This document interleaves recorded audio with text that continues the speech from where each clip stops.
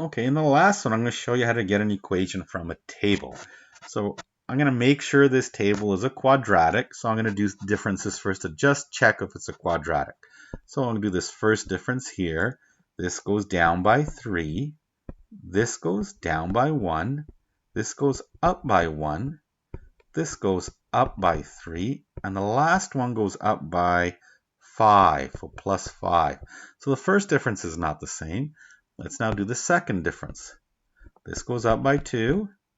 This goes up by 2. It's looking promising. This goes up by 2.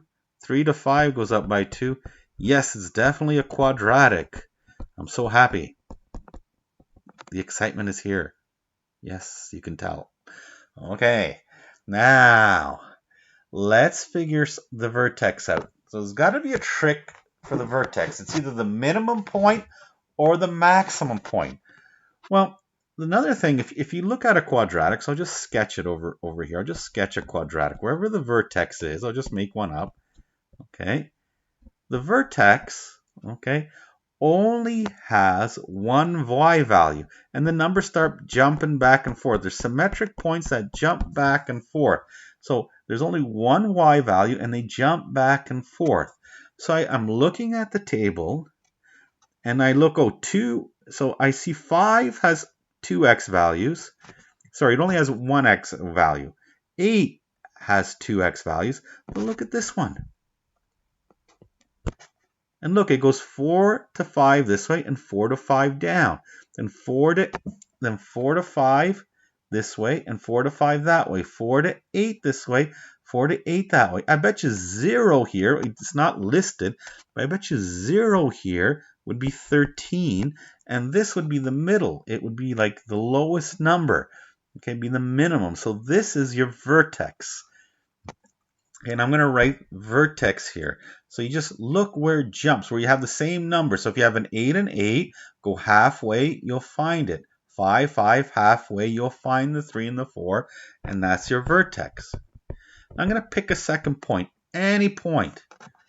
Let's pick 1, 8. So I'm going to pick point 1, 8. If you can pick one with a 0 in it, it would be even better. But I'll pick 1, 8 as a point. And I'm going to do the exact same process as before using this information. Okay, so I'm going to start off y equals a x minus p squared plus q. Then I go y equals a x opposite sign minus 3 squared plus 4. So this is my p, and that's my q. Now, I would have the equation right away if I knew what a was, but I don't know what a is.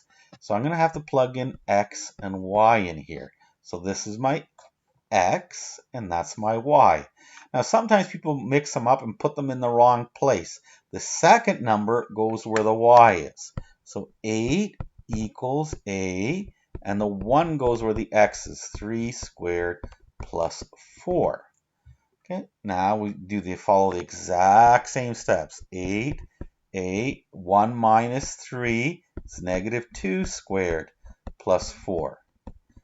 And then you got negative 2 squared is like 2 times 2 is 4. So you got 4a plus 4. Now we're going to bring the 4 to the other side.